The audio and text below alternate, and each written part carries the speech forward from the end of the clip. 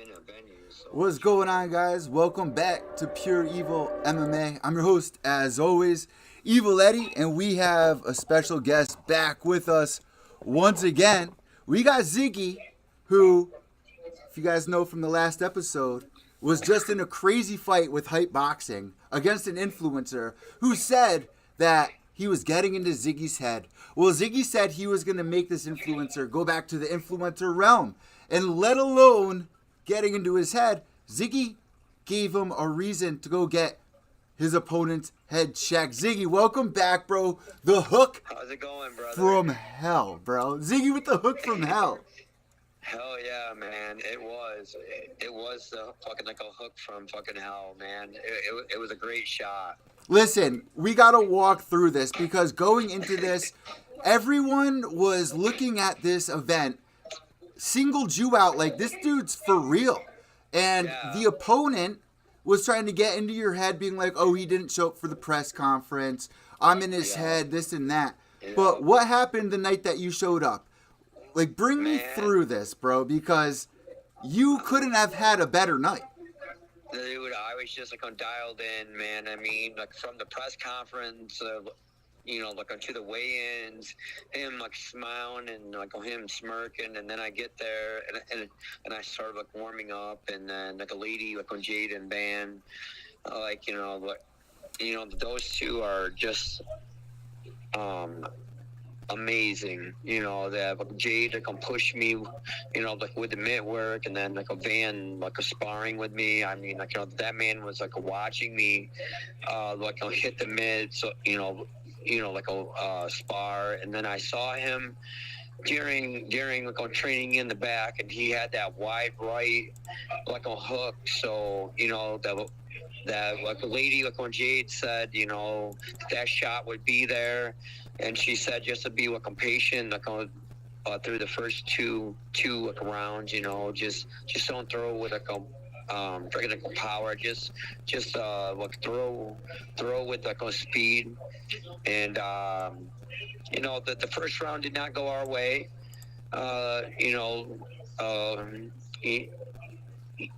That what he actually like won the first round like on 10-9. So what's going through your head after that? Because at this point, you must be really feeling the reality setting in, right? What does your corner say to you, and how do you refocus going back in there? That they said like that they were like telling me that the shots are open, I just see what that's like. and everything, like that. And she said, that it was about, just playing like on defense in those first two like rounds, like trying to figure them out, and just freaking like work the jab, and in that second round, like we just worked the jab, and then I busted him wide open, in his nose, and then like he didn't want to come like forward after that, like he didn't want to like jump me, like he didn't want to do everything that he said, because as soon as I busted him open, it's a whole different like game, Well, you were also telling us about like, all right, the first round you might have all your energy, but bro, I've been doing this is the lifestyle, right? We were talking about this is the lifestyle. Let's see where you're at in round 2, because I've been training for this. I've been making the sacrifices to make sure, because we both said the scariest thing is when your cardio goes. So you noticed that, right? Yes, 100%. And like Jade and Van did a great job. Like that we weren't forcing anything. Like that we were like looking for the shots. Like looking for the openings. And that's what we needed to do. And those shots were just there, opening up. And as soon as I landed that shot, he wanted nothing to do with me. That all coming forward stuff stopped. That all that I'm gonna jump you stopped in the second round. As soon as we busted him open, he wanted nothing of me. And then that third round, that we just went to work. Walked him down. That the counter was gonna be there. That freaking hook was gonna be there, and it was. And it was so freaking pretty. What went through your head the second? Because, bro, you shocked the crowd. I mean, if this was the UFC, bro, you'd get that 50 that 50 G's, bro. Like, easily. I did, man. It felt amazing after like on hearing the freaking like on commentators go fucking nuts. Like that I've been watching the videos of the fans that have been posting. I mean, I don't know, electrifying. You know, like just like hearing it, like hearing that shot, like on dropping him. You know that his like on corner said that I was tired, that I was exhausted, to jump me, you know, and that's what we wanted. We wanted him to come in because you're the counter striker. Like we were talking about that. You say you practice that a lot. It's like your art. So you wanted that to happen. Oh yeah, and I know it early in the first round we just like missed that like a hook. In the second round it was there and I missed it. But he was over like pursuing the third round. Like he didn't have the cardio. Everything I said to you is everything I said to him. As soon as you get punched in the face, as soon as your body takes a beating, you're not going to want to come forward. You're not going to like have the cardio. You're not going to want to do this. And you know, I mean, like the Pearl like took out the freaking like debuter. You know, it's just a mindset, man. Like you just gotta have it. You just gotta want it. And you know, like I gave him like a props. Like he did fight a good fight. He did come in. He did land shots. He did land marks on me, but he didn't bust me open. I busted him open. I said I was gonna bust him open. I said I was gonna make him bleed, and I said that I was gonna put him like up to the canvas, and I did. We've been following this sport for so long, bro. So I feel like in his mind after that first round, we've seen this before. Like he was like a Cain Velasquez or Vitor Belfort. One round. Once they get him out of that first round, you know, that's all he wanted. So he kind of got, you know, all he wanted out of this. But then you really taught him a lesson, which we and you were talking about. It is not made for everybody. You need... No, it is not. I'm so sick of it, bro. I am so sick of it. Me too. You see Jake Paul calling out Mike Tyson. Like, that's when you know these egos are getting too above. Yes. And when you see this happening with a generation, they're going to eventually think they could go out in the street, out in the real world, and take anybody on, which is not true. Correct. Like, you know, like 100%. I mean, you know, that second... in that third round, that's just knowledge. That's just everything. Because we just had to figure him out. As soon as Jaden Van saw him in the first round, that they figured him out. Like, you know, that the jab hook is there. Like, you know, that the jab cross hook is there. The freaking check hook. I mean, I posted the second round like part of it. I faked that. Like, you know, I faced that. Or like fake that like on cross, and like he was backing up, like you know, like he didn't want to get punched. He didn't want to feel the power anymore. You know, like I was controlling the fight. Like, you know, that the fight came going to me, and that's a great job by my like on corners. You know, that they did a great job, and you know, I told him like this is a different game. You know, that he wasn't in my head. And, you know, I just went to work. Here it is right here. Easy work. I'm going to show everybody the hook from hell right now as you get your arm raised. Yes. So you're in here. You go with a straight left, which lands, right? Yep. You see his head duck down. He throws a whiff. And here comes your right hand. Dropped. Yep. Absolutely dropped him. Right? Yeah. So let's play this again. He hits you with the left, right? Yeah. He sees your head duck down. You whiff. He throws that big right, bro. And like we said, the counter fight you've been practicing, right? That was a setup right there. He whiffs. And then here comes Ziggy. Ready? Dude, you can't even see on my computer. The frames aren't even up to par with how fast you hit him, bro. His feet come off the ground. Here, I'm going to replay it really slow. If you're listening to the audio podcast, go to the YouTube channel, youtube.com/PureEvilMMA. Check this out. I'm going to replay this. He gets Ziggy. Ziggy throws. He sets it up. Homeboy throws a wild right hook. Misses. Ziggy counters him, coming up and over. Homeboy's feet go out from under him and does a 360. There's a point where this dude is floating in the air as Ziggy exits the pocket, and boom, that's it. You turn your back, you see him on the ground. What's going through your head here in this moment? Oh, man, dude, I thought that he was out. I thought that it was a knockout. I thought it was what I told you. I mean, I called the second round, but, you know, I mean, it was bittersweet, you know, like just putting him on the canvas, just like hearing the fans, hearing the crowd, like it was amazing. Just that power that I talk about. You know, you could see it, bro. You could see it in this clip right here. He catches you, right? What are you thinking when he catches you with that left at the beginning of this clip? I was just, you know, it's just that boxer mentality, like, you know, that you have to take one, like, to give one.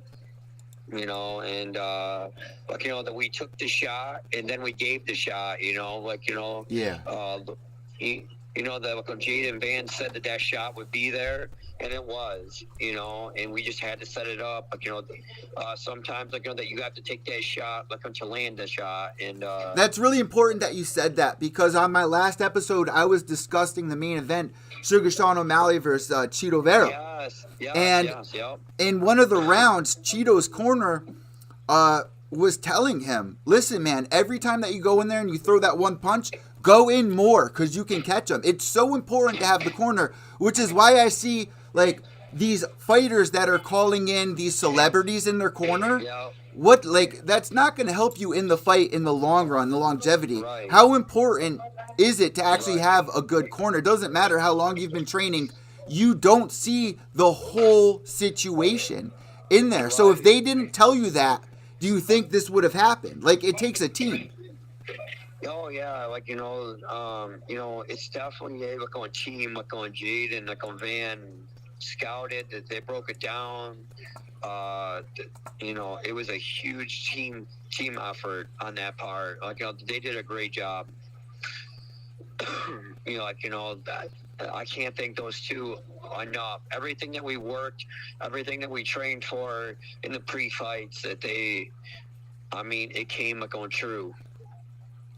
Everything that we worked hard for. You know, they really try to make us believe that we need to give up on our dreams, that we need to find a safety net, that we'll never make it. But what it comes down to, all the hard work and dedication that we put in, like similar with me at this podcast, man. Yes. I try so hard every episode I put out there. And the glory that I get from the moments when I go back and watch some of these interviews and watch some of these fighters, you know, before their fights, you know, people like Elias Theodore who have been on the podcast, some of my idols, and then seeing them go in there and actually get the win.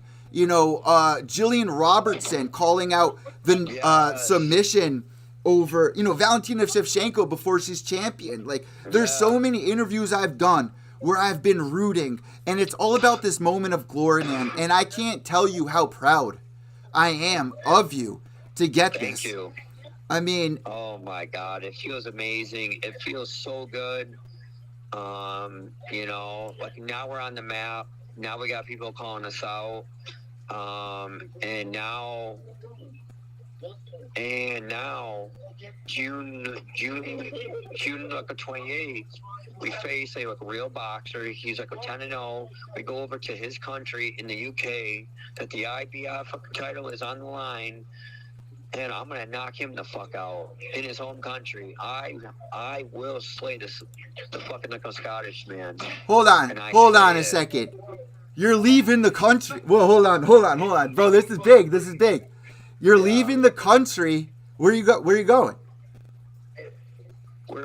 We're actually going to London, dude. UK. We're going in on his home area. We're going to his home country. He wanted this fight. He's been calling for this fight. It's time to finish the story. It's time to get that title. It's time to take that IBF title home. I have Jade coming over with me. Oh wow. You know, like, I mean, like, he's good. he's not an influencer. He's a boxer. He's like a 10-0. He's very talented over there, but I think that I want it more. I think that I have the skill more. I think I have the power. I think that I have the team like behind me. Like, that I have like a juggernaut life, like behind me. I feel on June like a 28th that IBF title is coming home. I believe that we're going to do what we did on fucking like July 4th, and we're going to get our freedom, and I'm going to take all their pride in their home country. I believe that I'm going to slay him in his home country. This is what we need more of, bro. This is what we need more of. I love the fact that, like, you see these fighters coming to the UFC from overseas, and they got the whole country behind them. Why isn't it that the United States of America don't take pride in their champions? It's like, one of the most exciting things for you to be going overseas to take on a challenger for the title. Bro, you're living the dream right now. This is all you've worked for, to go overseas. How do you get ready for a transition like that? Because you must feel like such an underdog. And coming out of a fight like this, I'm sure there's going to be a lot of shit talking. There's going to be a lot of ego. Oh, it's already started. It's on Instagram. It's everywhere. Like, when he's saying that I don't have the power. He's saying that I don't have the speed. He's saying that I don't have the technique. He's saying that he's going to finish me in the first round. It's already talking. It's a scene talking that like Danny did. It's just, the only thing is I have to take him more serious because he's like a 10-0. Yeah. He's an undefeated fighter. He's very talented. He's very good. This fight's at like 155, so I'm going up in weight. I'm jumping up in weight to fight this man. Wow. That this fight was supposed to happen like last year, and like things will happen. But what advantages does that give you, moving up in weight? I don't have to make a weight cut. You're gonna have more power, but less speed, right? Power. I'm gonna be bigger. I can turn into muscle, so I can have that. I'm gonna get over there early so that I can get used to the time change. That's big too. I believe that he's talking shit and I'm not. I just stay humble, I stay blessed, I stay focused, and I want to play spoiler. Like I said that I was going to slay the Scottish man, and I'm going to slay the Scottish man. I'm going to do it for the United States. I'm going to bring, and I'm going to do it for, Ireland. Dude, do it for Florida. Do you understand what a big market Florida is between, the influencer, the rapping, the fighting? Like, Florida is one of the biggest states in America where it's super hype, bro. So just for Florida, man, and the team that you got behind you, you're bringing over Jade. And one of the things I want to mention to the audience here, whether you're new or you're an OG to mixed martial arts, fighting, combat sports, period, when you go up against an undefeated fighter, the ego there. You could look at somebody like Anderson Silva against Chris Weidman. Huge fight. The ego that goes into it, man. Yeah. The rush that you must have trying to put an end to it. Meanwhile, this man, he doesn't know what it's like to be knocked out for the first time, to take a loss. What are you going to be doing different for this camp? Working hard, staying focused, staying strict, eye on the prize, that I want that title, that title means everything going to me. It's all the sacrifice, it's all the losses that I've gone through, it's all the people saying quit, it's all this. I want to hold that title. I want to beat him in his home country. I want to rewrite the story. I want to finish the story, just like freaking Cody Rhodes from the WWE going into WrestleMania. It's to finish the story. Enough pictures drawn in the sand of everything we wish we'd been, right? Yes. Going overseas, man. And you're bringing Lady Jade. Let me just pray. Let me. It's crazy. Let me just play this for everybody, because Lady Jade did such a great job covering this for Pure Evil MMA for everybody that was following the situation, and I got it right here. Here, let's play this for everybody. See what that's like. Keep y'all posted. All right, we're in the middle of the action. We just got done doing a little bit of training.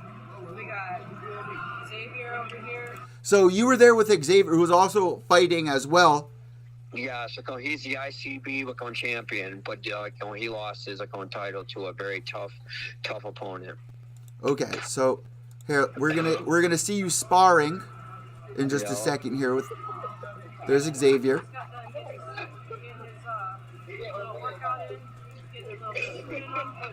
We got Ziggy sparring with Dan. We just got done doing some pad work. Worked both these boys. So I gotta give such a shout out to she's in there sparring and helping doing pad. Dude, that's so bad. I've known this girl for almost 10 years now, bro.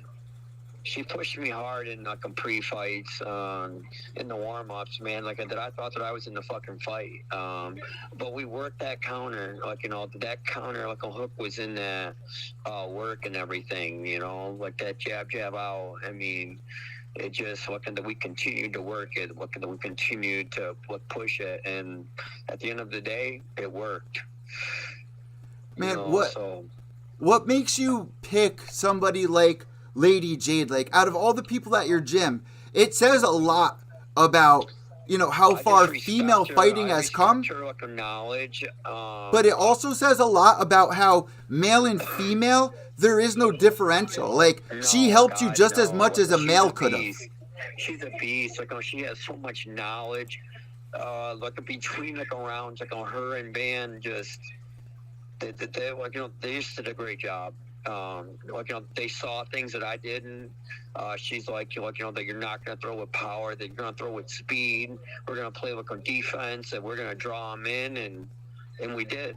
She had a great game plan, so did Van. They did a great job. I can't thank them enough. Let me say something really quick, Ziggy. Yeah, definitely. We were discussing on the last episode, what it takes to flip the switch, right? Everyone was coming up to you, asking you, hey, are you ready? What's going on? Yeah. You don't seem right.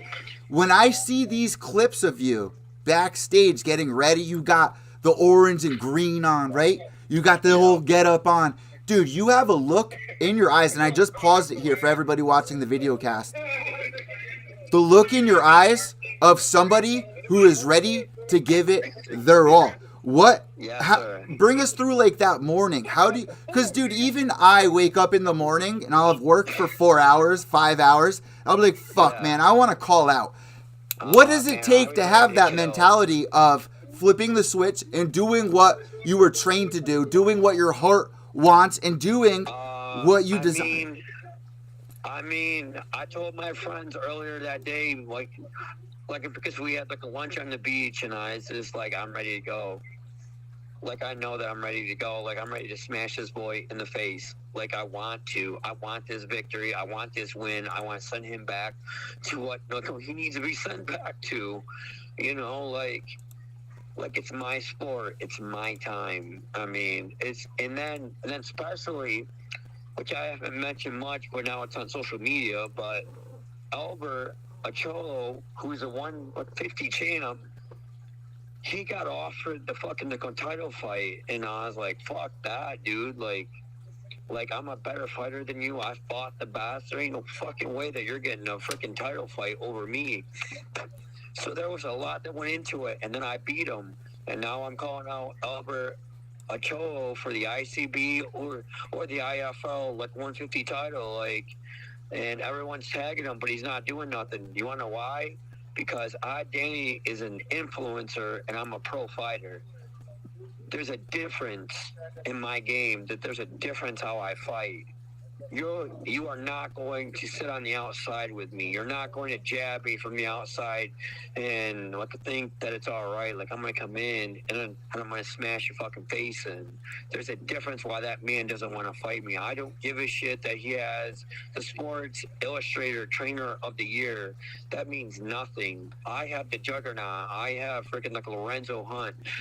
the freaking like a BKFC champ. I have Jade. I have Van.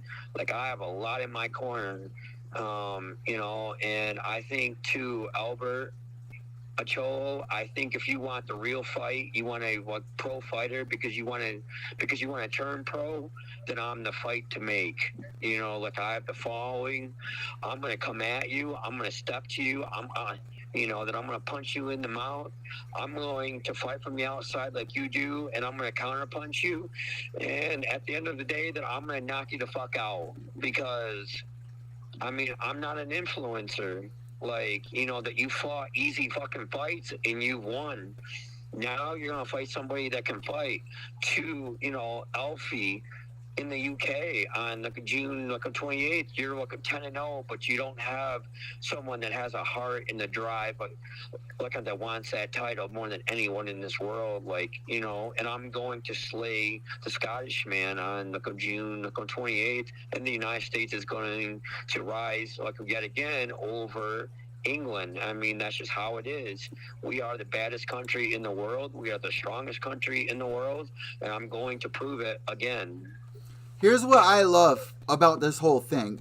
People are looking at mixed martial arts, people are looking at the influencers. Right. And you see somebody like Jake Paul going in there, and I'll say it again. This guy will never survive. Jake Paul would never survive against, 5,000 amateurs that I probably know would kick his ass. Oh, yeah. 100%. All day. The thing I love about what you're doing is that you're making that statement, and you're making it loud as well. Oh, yeah. I'm ready to go. Oh, yeah. After coming off that win with that power, I'm calling out Albert. People wrote that I had an interview last night live. People were tagging him in it. People were trying to get him to come in, and he wouldn't come in. You want to know why? No way. Because he knows he's going to get his ass beat. Here's the thing. You could talk all the shit. We've seen, kind of a messy last couple of years after Conor McGregor came through with, we saw it really messy. What it comes down to is fucking fight night. And at the end of the day, when you go in there, you're walking out like Nate Diaz going, I'm really not surprised, right? Right. But it doesn't just take 100%. Being a fighter. You can look at somebody like Matt Hughes, right? Matt Hughes, Dana White said earlier this week, Kamaru Usman is the best welterweight of all time. Meanwhile, GSP, he tries to count out. Meanwhile, Matt Hughes, if Matt Hughes tried training more than he did, I interviewed Sean Shirk and his son, right? Sean Shirk was telling me, if Matt Hughes actually trained and prepared for these fights, he would have been unstoppable in the fights that he had. GSP looking in against Matt Serra. Who's this guy coming off the Ultimate Fighter? He's a nobody. Boom, he gets knocked out. You, on the other hand, you're a fighter. You're going in there. You're not taking a day off. No. You're flying overseas. You're putting in the extra work. You're taking the sacrifices. And, man, I love every second of it.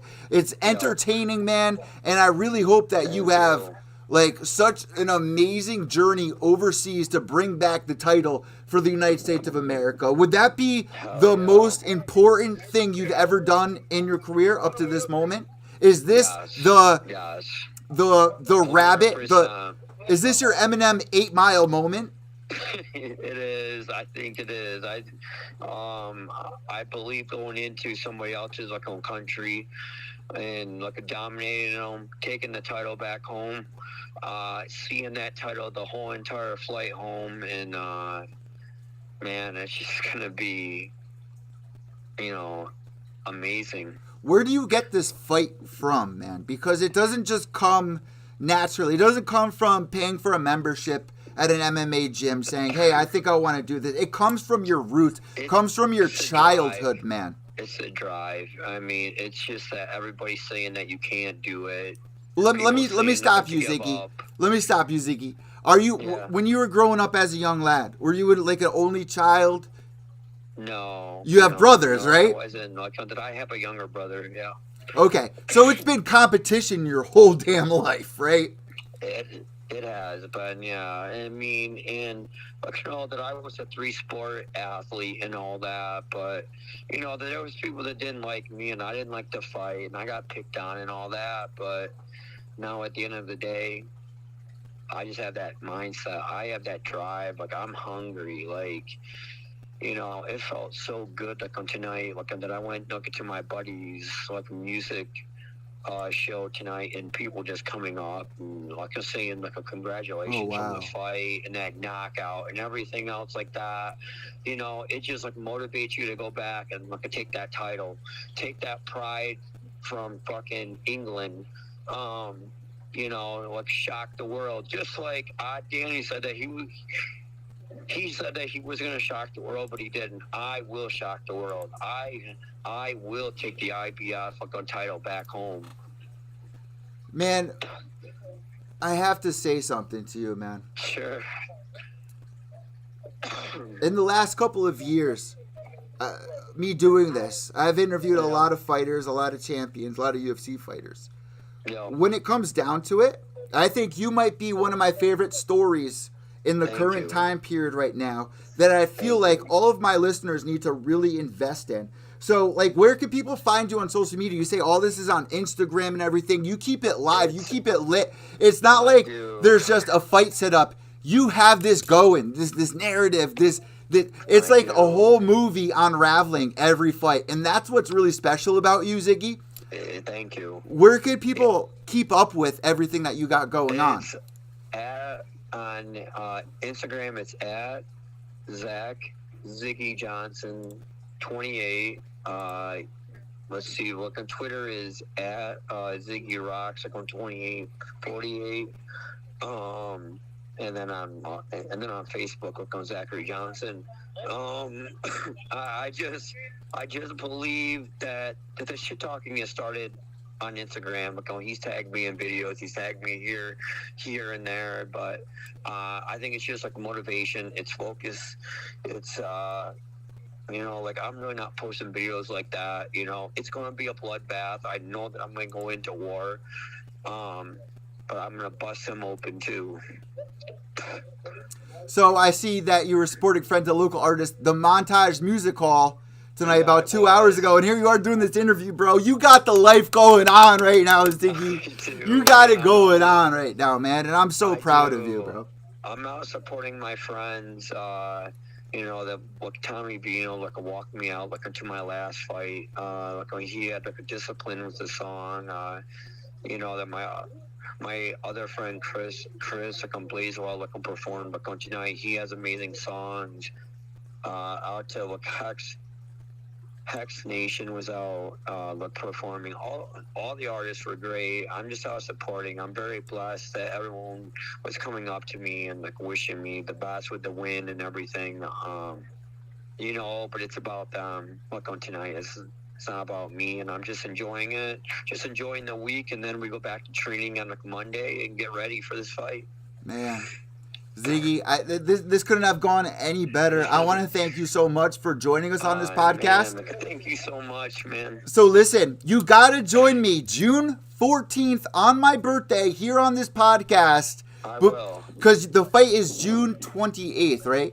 Yes. Okay, so 2 weeks out. Will you be able to join us and catch us up on where you're at? Yes, I will, yeah. Ziggy. 100% all day. At this point in the interview, what I like to do is hand the imaginary microphone over to you. If you have any sponsors, any shout-outs, anything at all that you want to say and get off your chest, now is the time. I hand the microphone over to you.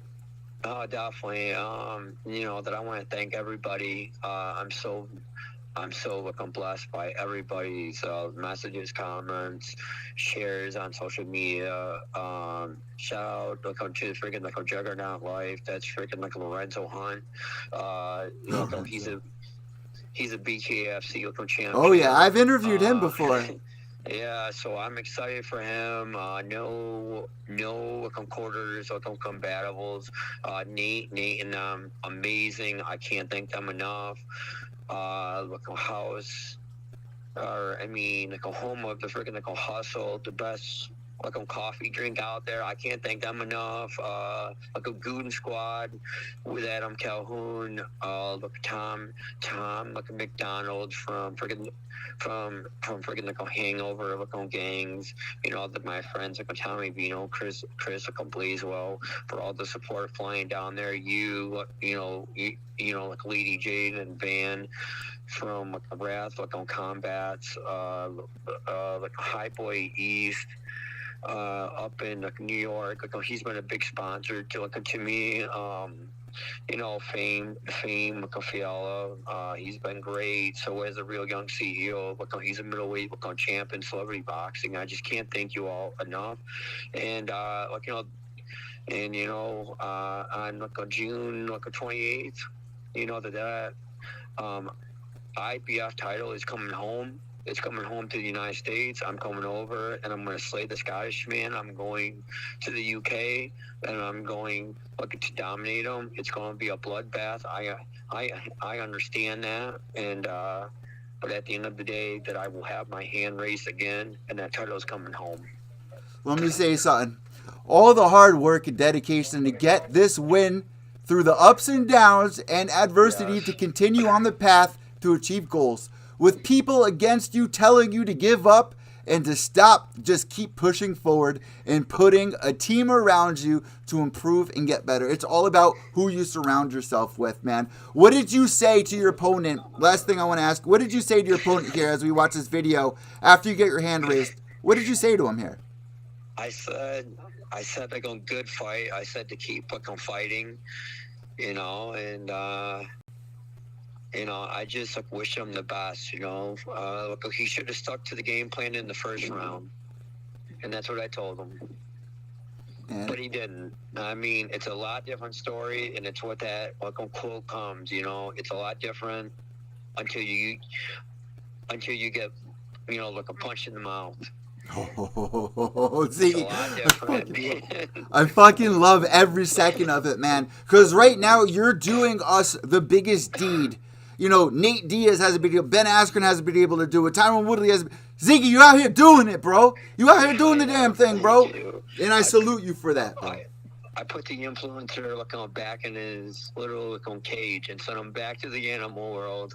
You know, it's just a whole different world. I said that I was going to do it, and I did it. I wish that I would have finished him in the second round, but that's all right. Man, it just comes down to the glory of it all, man. And I want you to embrace those moments because you are living the best life that you've worked so hard for. And I want you to embrace every moment of it, man. Thank you so much. With that being said, man, it's been a great episode with you. I will see you on June 14th back here on Pure Evil MMA. Before we let you go, can you just say, hey, guys, this is Ziggy Johnson, and you're listening to Pure Evil MMA. Hey guys, this is Ziggy Johnson, and you are listening to Pure Evil. Thank you so much, Ziggy. We will be tuning into your fight. Hey, listen, where are we going to be able to watch the fight going down overseas? I will have everything posted. I'm still waiting on everything. I just signed the contract today, so we're still working everything out.